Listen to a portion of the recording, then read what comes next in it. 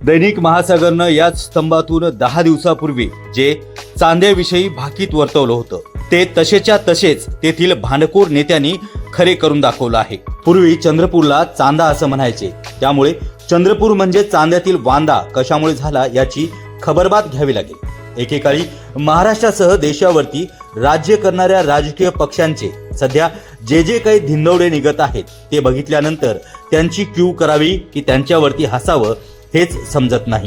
निवडणुकीचा निकाल लागला त्या दिवशी काँग्रेसचे बडे नेते चंद्रपूरचे विजय वडेट्टीवार यांना जणू काही हर्षवायू झाला होता।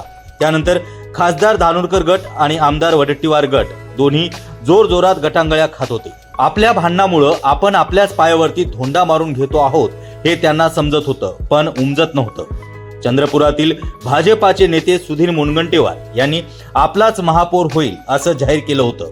त्यांनी मित्रपक्षांच्या सहाय्याने चंद्रपूरची महापालिका आपल्या ताब्यात येईल असं सांगितलं होतं। नेहमीप्रमाणे निर्णय घेण्यासाठी घोळ घालत जास्त वेळ गेल्यामुळे उबाटा शिवसेनेनं अखेर भाजपासोबत घरठाव केलाय आणि 2.5 वर्षासाठी महापौर पद मिळवून घेतलं।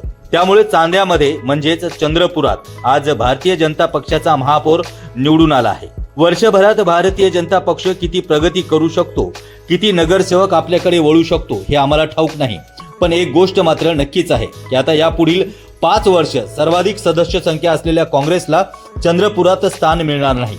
यालाच म्हणतात दोघांच्या भांडणात तिसऱ्याचा लाभ। वडेट्टीवार आणि धानोरकर यांच्यात हार्डवेअर आहे हे सर्वसामान्यांना ठाऊक होतं। महाराष्ट्र काँग्रेसचे प्रदेशाध्यक्ष हर्षवर्धन सकपाळ हे स्वच्छ चरित्र आणि उत्तम चरित्राचे नेते आहेत। त्यांनी सर्व काही सूचना देऊन देखील दोन्ही पक्षांना सत्तेत वाटा मिळेल असा तोडगा काढला होता, पण या दोघांनाही आपला महापौर बनवण्यासाठी इतर पक्षांची मदत लागणार आहे।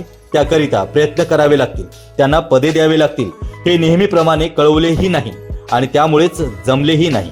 काँग्रेसचे दोन्ही गट सत्ता कशी काँग्रेसच्या हातात राहणार नाही याच्या कवायती करताना दिसत होते। काठावरचे बहुमत असताना किंवा नसताना जो लवचिकपणा लागतो किंवा जे आश्वासन कौशल्य आणि धोरणीपणा केली जाणारी मुस्तैदगीगिरी लागते त्या बाबतीतला काँग्रेसकडील साठा संपलेला दिसतो। दिल्लीत बसून राहुल गांधी किंवा मल्लिकार्जुन खरगे आणि महाराष्ट्रातील प्रदेशाध्यक्ष हर्षवर्धन सकपाळ यांनी कोणतेही आदेश दिले तरीही त्याप्रमाणे आपण पाऊल टाकायचे नाही असं ठरवलेल्या धानोरकर गट आणि वडेट्टीवार गट या दोन्ही गटांना आता आपल्या कटकारस्थानीपणाचं बक्षीस मिळालं आहे।